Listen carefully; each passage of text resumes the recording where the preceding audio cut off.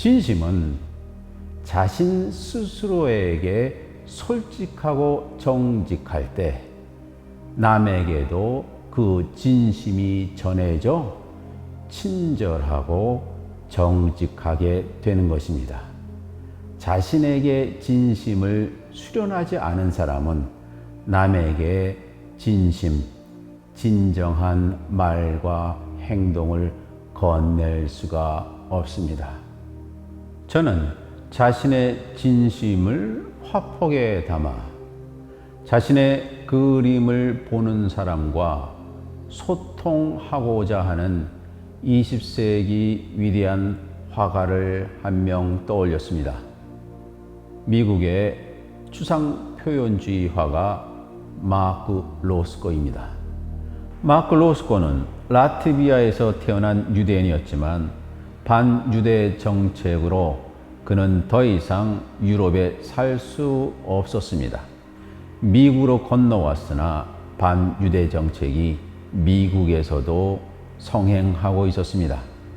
명문대학 예일대학에 입학하였지만 2년을 다니고 중퇴하고 맙니다. 그는 보헤미안처럼 뉴욕에서 자신이 이 삶에서 무엇을 할 수 있을까를 고민하고 추구하고 있었습니다. 당시 지식인들이 그랬듯이 그는 니체의 철학과 구스타프 칼 융의 무의식의 세계, 그리고 프로이드의 리비도의 세계, 그리고 신화에 심취하였습니다. 그의 초기 작품들은 그런 그리스 신화에 등장하는 안티고네라든지 예수의 십자가의 처형이라든지 겟세마나의 동상이라든지 뉴욕의 지하철과 같은 일상의 삶과 신화, 경전에 관한 이야기들을 그대로 화폭에 담았습니다. 그는 점점 새로운 세계로 들어가기 시작했습니다. 그 세계는 남들이 들어가 보지 않은 자신만의 마음속 깊은 곳에 있는 진심의 소리를 듣기 시작했습니다. 양심의 소리를 듣기 시작했습니다. 그것은 마치 위대한 작곡자가 표현할 수 없는 그 운율을 표현하는 것처럼 마음속에 떠오르는 엄청난 이미지를 화폭에 그대로 담기 시작했던 것입니다. 그것이 바로 추상 표현주의입니다. 이 그림은 1958년에 그린 검은색 위에 밤색, Maroon on Black이라는 그림입니다. 검은색은 신화에 등장하는 혼돈의 세계입니다. 그것은 창세기 1장에 등장하는 창조 이전의 암흑입니다. 그는 홀로코스트를 경험하고 그 당시에 있는 전쟁의 공포를 경험한 사람으로서 인류가 한치 끝을 알 수 없는 위험한 상황으로 들어가 있다라고 판단하였습니다.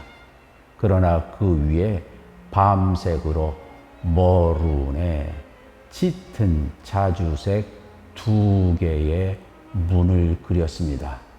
마치 그것은 미켈란젤로의 위문처럼 그렸습니다. 히브리어로 이 짙은 자주색을 샤니라고 합니다. 샤니는 여호수아가 자신의 목숨을 구해준 라합에게 말했던 그 이야기에 등장하는 자주색입니다. 다시 이스라엘 사람들이 여리고 성을 치러 왔을 때 내가 너한테 무엇을 해줄까라고 라합에게 말했을 때 라합은 내 문설주에 이 자주색 샤니로 된 실을 매달겠습니다. 우리 집을 구원해 주십시오 라고 말을 합니다. 이 짙은 자주색은 암흑 가운데 구원의 상징입니다. 이 검은색 샤홀이라는 것은 암흑이며 파괴이지만 동시에 그것은 빛이며 동시에 창조의 전조인 것입니다. 마크 로스는 점점 자신의 진심에 다가갔고 진심을 표현하기 시작합니다. 마침 그에게 엄청난 기회가 주어집니다. 휴스턴에 로스코 채플이 세워집니다. 유명한 아트 컬렉터였던 머닐 부부가 그에게 로스코 채플 안에 걸릴 벽화를 주문하였습니다. 로스코 채플 안의 벽화는 팔각형 옥타곤으로 되어 있습니다. 이 옥타곤 전면에 있는 제단화는 우리가 흔히 보는 그런 그림이 아니라 우리의 상상을 뛰어넘는 우리의 진심을 찾을 수밖에 없는 신이 우리를 만나는 순간 장소의 그림입니다. 그래서 로스코 채플은 사람들이 자신의 진심을 숙고하는 오아시스라고 말합니다. 오아시스 for contemplation이라고 말을 합니다. 이 3단으로 된 제단화는 짙은 보라색으로 되어 있습니다.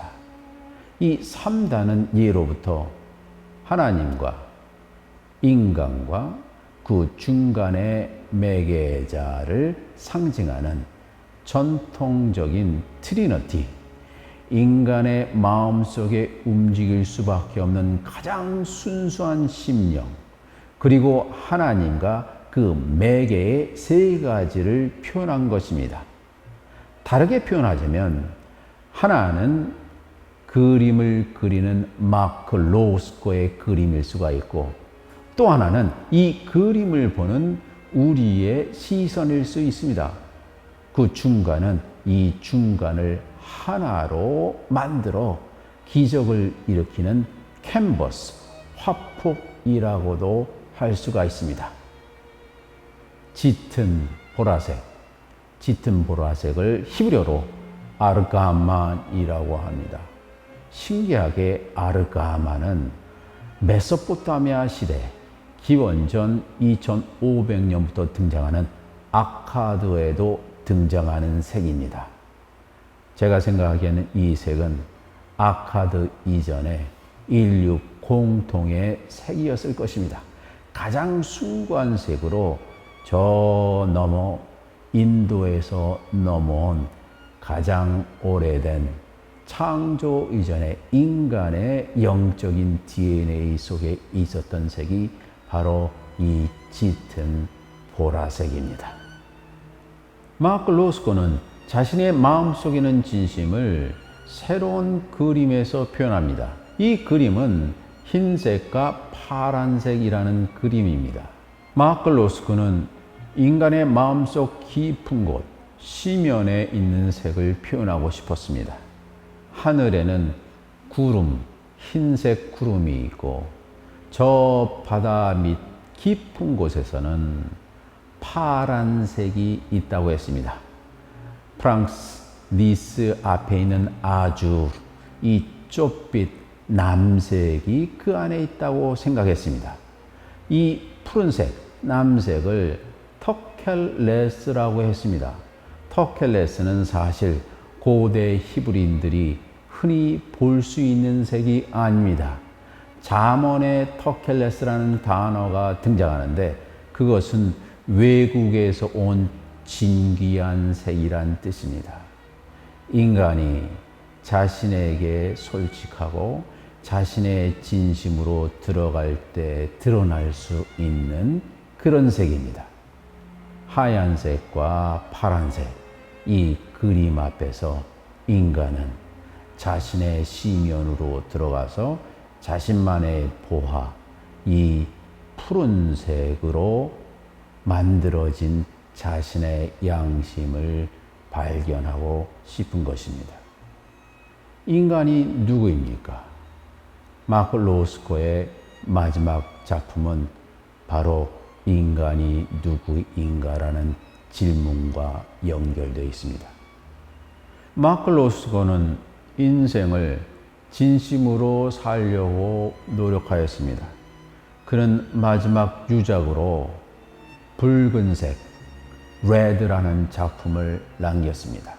그는 이 작품에서 인간이 누구인가, 인간은 어떻게 삶을 살아야 하는가, 아니, 인간은 어떻게 죽어야 하는가를 말하고 있습니다. 붉은색을 히브리어로 아돔이라고 합니다. 아돔은 인간을 의미하는 히브리어 아담의 어원입니다. 이 아돔, 피와 관계된 에피소드가 창세기에 등장합니다. 최초의 살인사건인 가인이 아벨을 죽인 사건이 있었습니다. 그러자 신이 하늘에서 가인에게 묻습니다. 내 동생 아벨이 어디 있느냐? 그의 피가 땅 속에서 울부짖고 있다라고 말을 합니다. 붉은색, 아돔이 여러분과 나에게 묻습니다. 우리는 진심으로 인생을 살고 있느냐? 우리는 진심을 말하고 진심으로 행동하고 있는가? 마크 로스거는 자신의 작품을 통해서 자신의 가감없는 진심, 그 진리를 확폭에 담아 오늘도 우리에게 묻고 있습니다.